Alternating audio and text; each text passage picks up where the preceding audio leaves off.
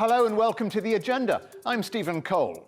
As the UN reveals how the world failed to meet a single one of the ecological targets set 10 years ago, we look back at the lost decade for biodiversity.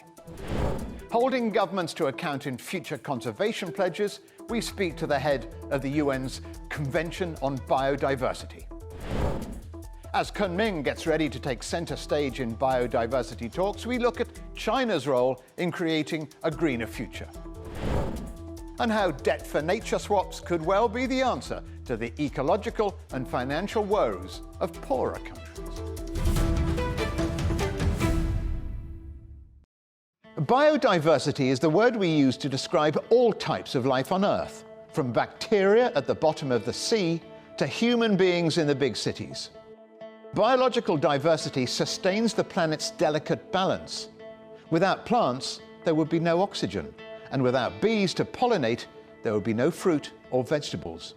The reality is the air we breathe, the water we drink, and the food we eat all rely on biodiversity. And if money is used as a measure, the services provided by the world's ecosystems are worth trillions of dollars, twice the global GDP. Again, in financial terms, biodiversity losses cost Europe about 3% of its GDP, and that's about $530 million a year.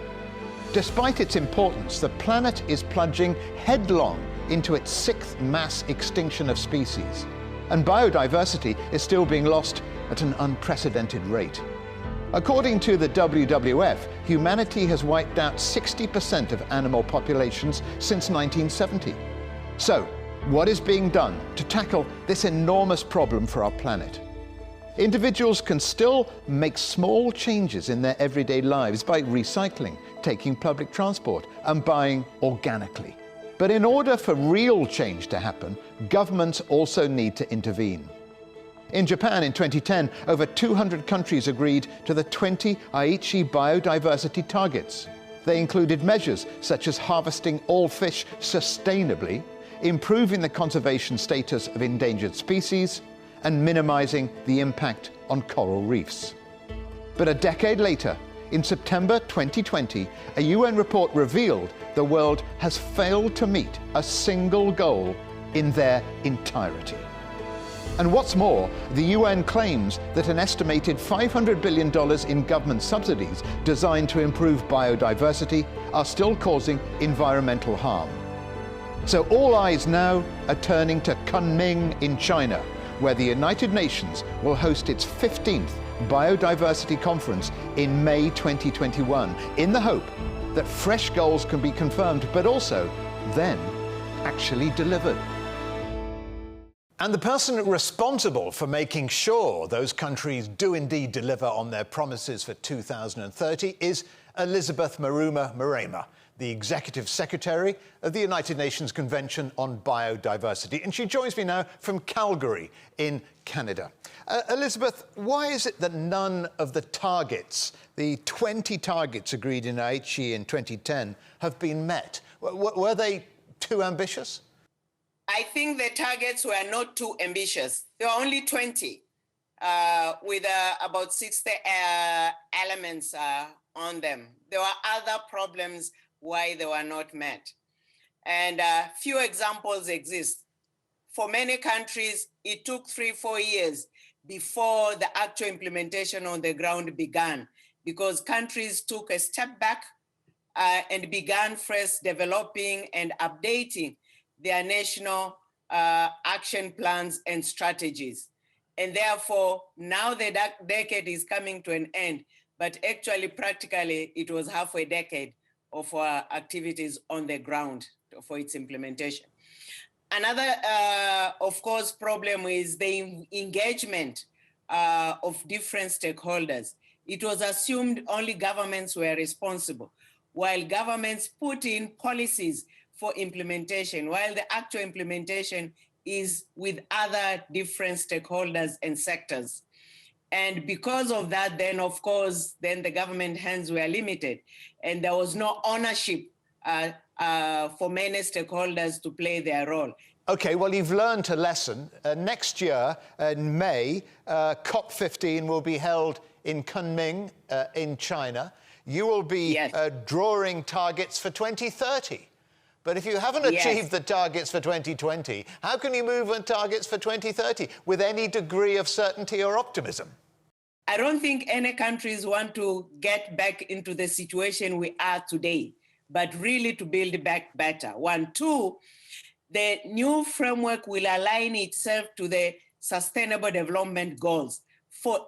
And Sustainable Development Goals are 17. 14 of the goals will depend on the contribution from biodiversity. So we can't avoid, if we will not meet the next targets, it means also Sustainable Development Goals, which are global targets, will also not be achieved.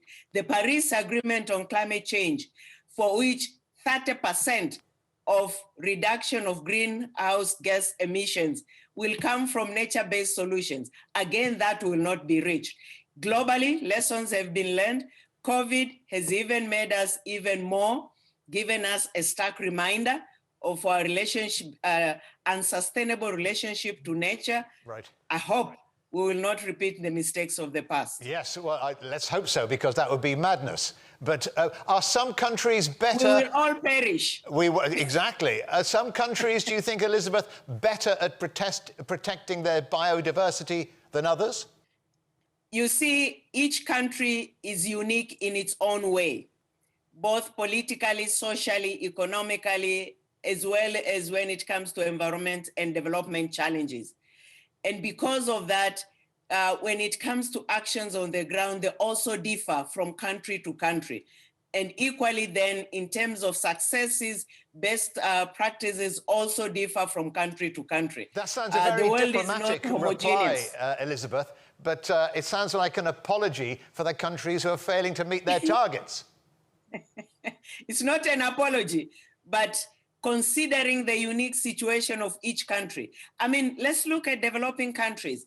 You can't expect developing countries who are dependent on biodiversity or nature for livelihood, for the jobs, and also, of course, putting pressure on biodiversity. If there are no adequate, appropriate alternatives, if the society is not aware of the dangers and impact and consequences of their actions, obviously then the status of biodiversity will be different. That makes sense and possibly explains why some of the goals haven't been met or were too ambitious, which is where we came in on this one. But I want to move on, because in September, leaders from 77 countries signed the Leaders' Pledge for Nature. So how does that differ from the biodiversity targets?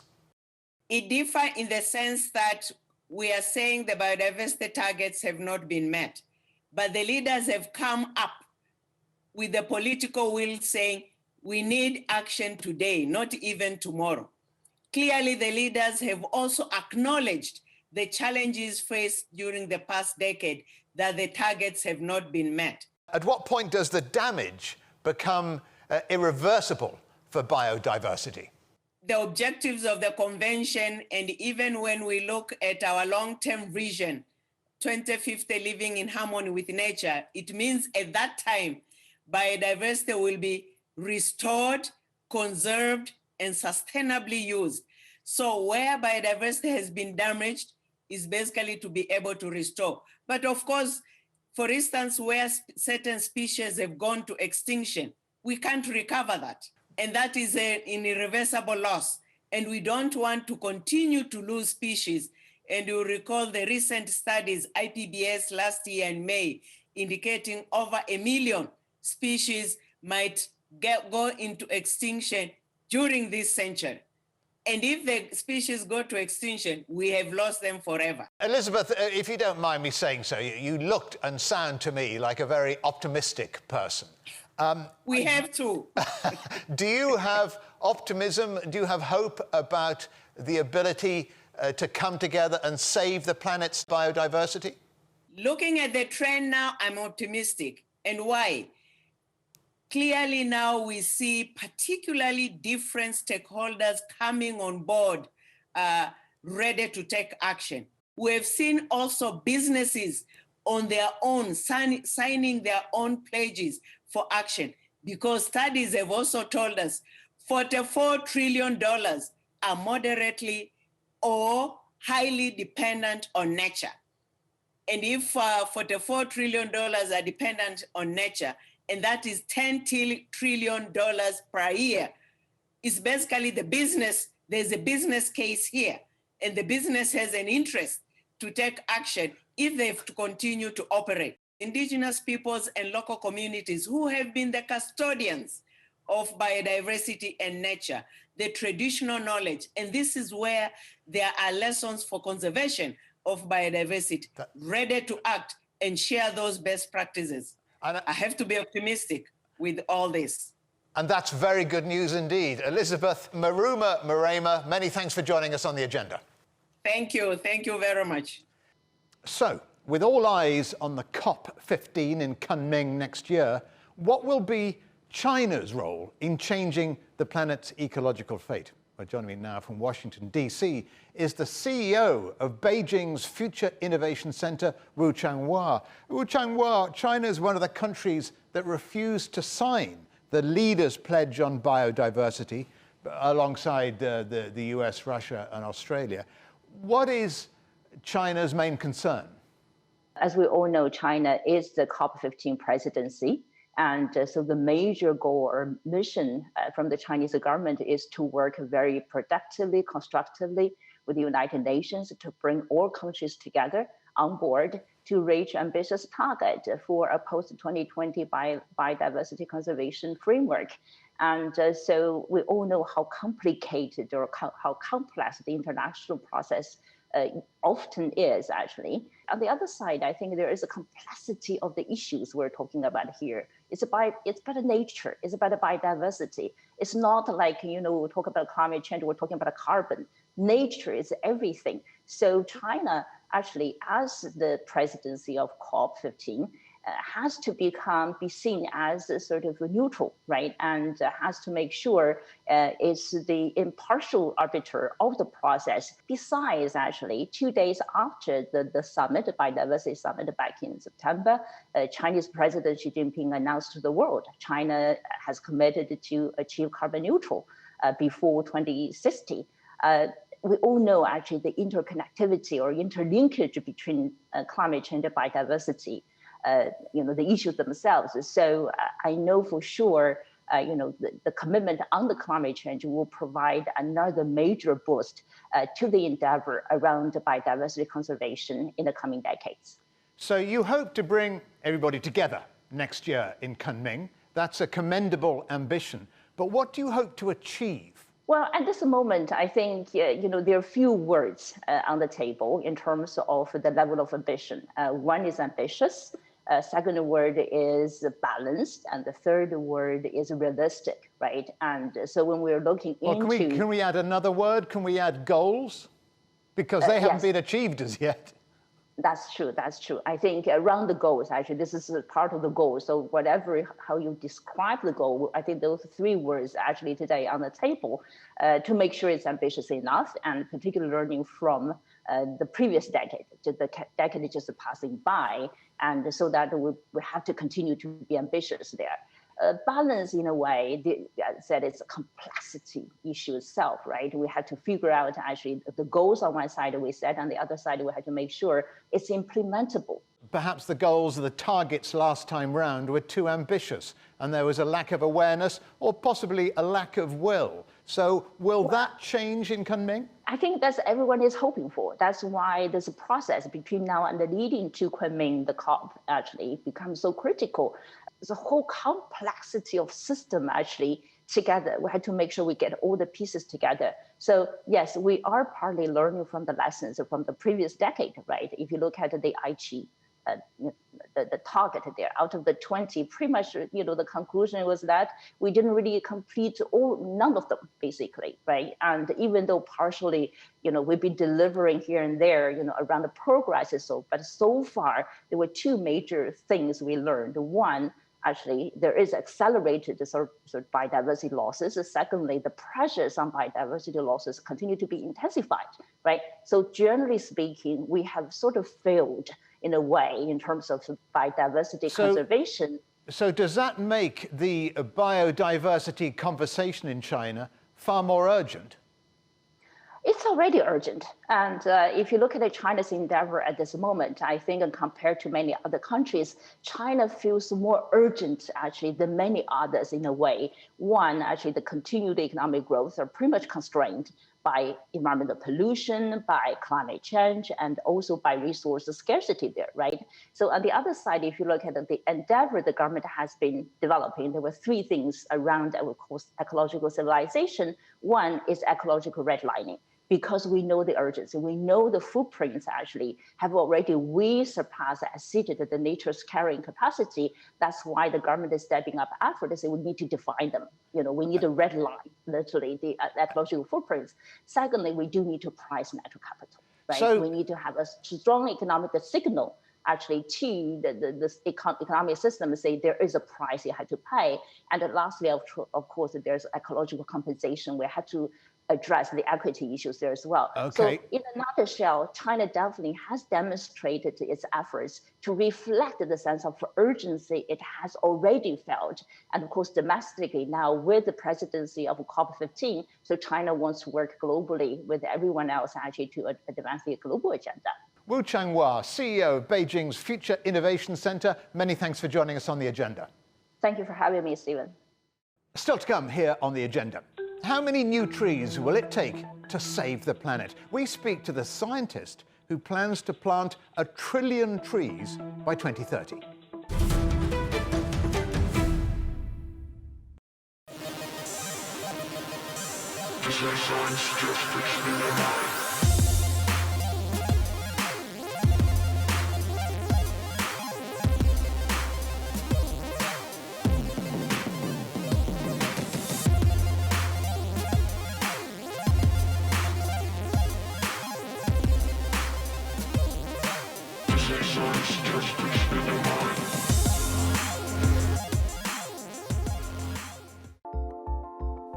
Don't forget you can sign up to our daily newsletter. We bring you all the top business headlines straight to your inbox. So sign up for free at this address. CGTN. See the difference. Welcome back to The Agenda. One of the most effective ways of tackling the biodiversity crisis is by planting trees which absorb CO2 in the atmosphere.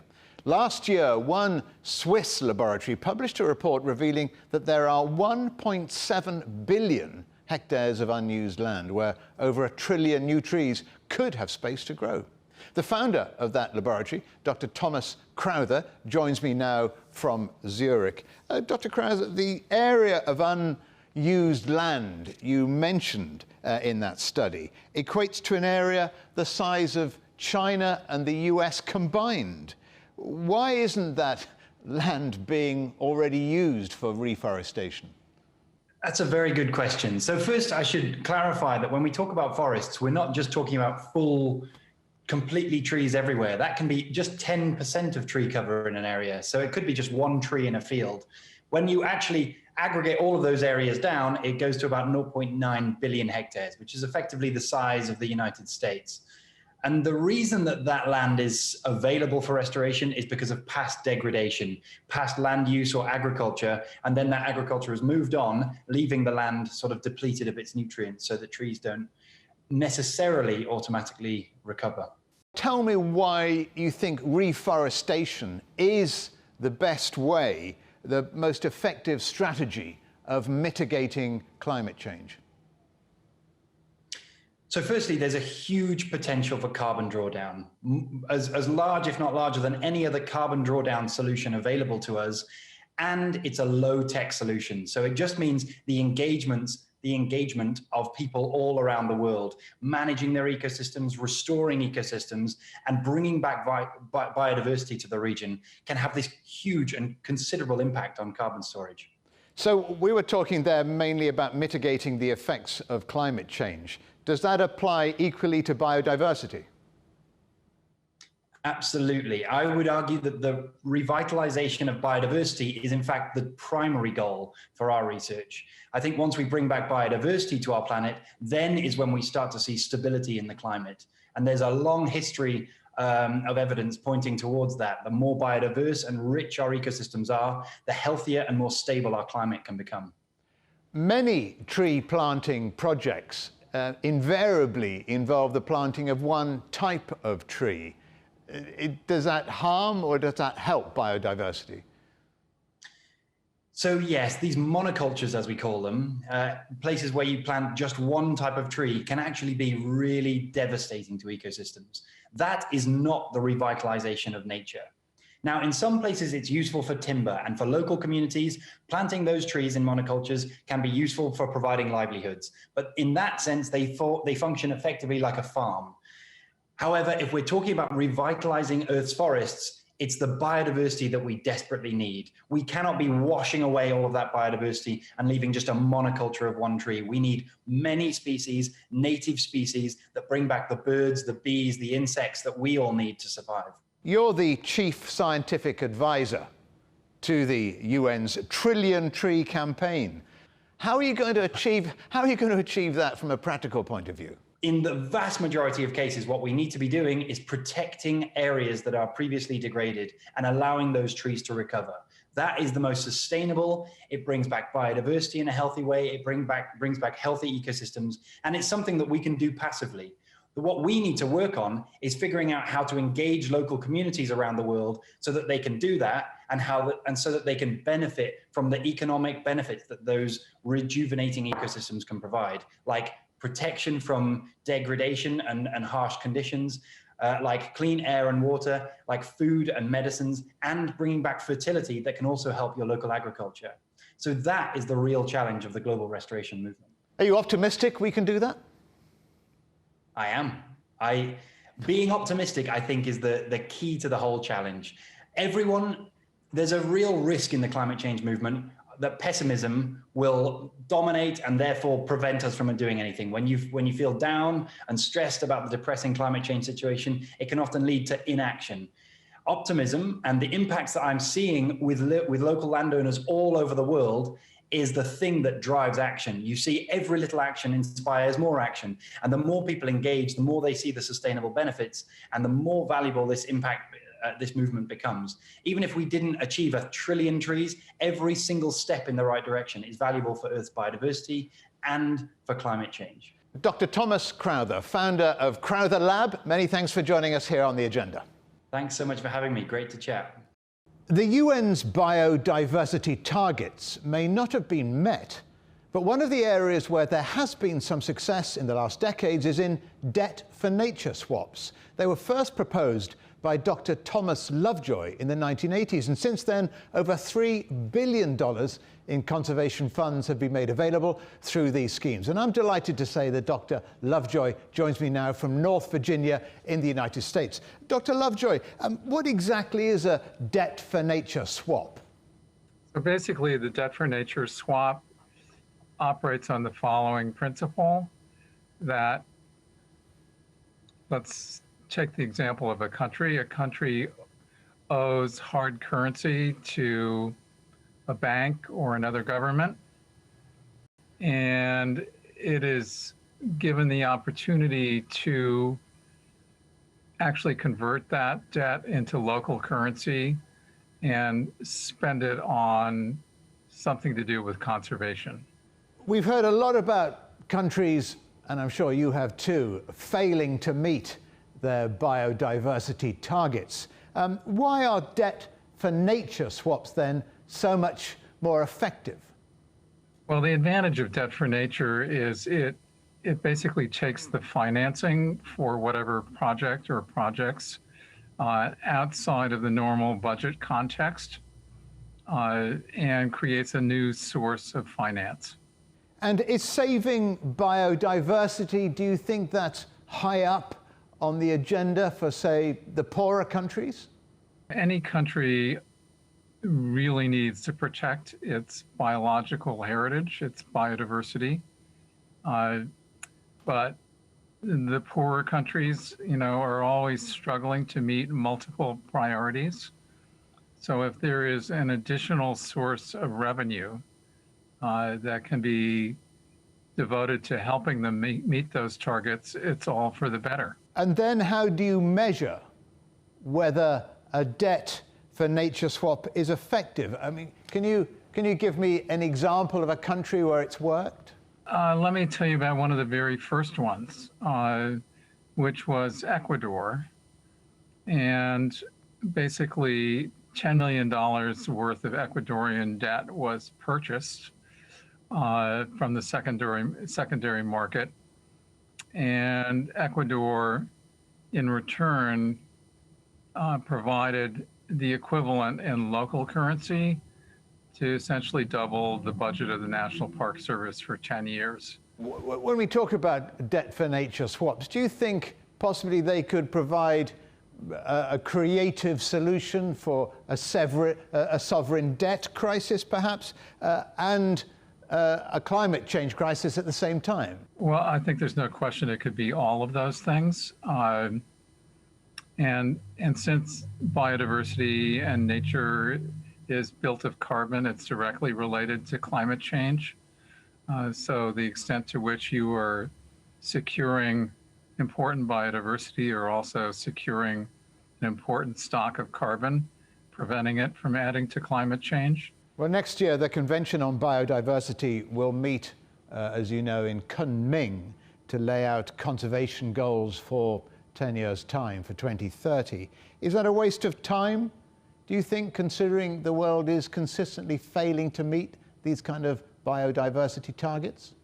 What we're trying to do here is the equivalent of running up a down escalator. So even though targets have been proposed in the past and countries have struggled to even meet them part way, there's no reason with adequate funding that we can't actually make a big difference the next time around. I think it's time for biodiversity to come out of the shadows of the big environmental problems like climate change and come into its own for a period of remarkable achievement in nature protection. Dr. Thomas Lovejoy, many thanks for joining us on The Agenda. Thank you. The Earth's natural ecosystem is in a bad way, and you only have to look at the amount of biodiversity we have already lost to see that, well, things are going badly wrong for the planet. But while climate change and the loss of biodiversity are clearly visible, the world is struggling to get its biological act together. Back in 2010, the 20 Aichi targets created tremendous momentum. 10 years on, a certain amount of disillusionment has set in. As we heard from the UN earlier, not one of the 168 signatories of the Aichi targets has succeeded in fully achieving even one of their goals. But this year, world leaders have pledged to do better. China's President Xi has called for enhanced global efforts to sustain biodiversity conservation. And here in the UK, Boris Johnson has laid out his 10-point plan for a green industrial revolution. So it's poignant what the Executive Secretary for the CBD, Elizabeth Maruma Morena, told me earlier. Humanity, she said, stands at a crossroads when it comes to the legacy we wish to leave for future generations. Now is the time to take stock and recognise the failure outlined in the UN report. Next year, Elizabeth will lead the meeting in Kunming, which could well change the course of history if promises are kept. Unlike Aichi 10 years ago, Kunming must serve as a rallying call for governments to act more decisively and achieve the goals set out for them. Otherwise, the planet will be in even greater danger than it is already. Don't forget, for more Agenda content, you can visit our website or you can follow us on Twitter and Facebook. But for now, from me, Stephen Cole, and all the Agenda team here in London, it's goodbye.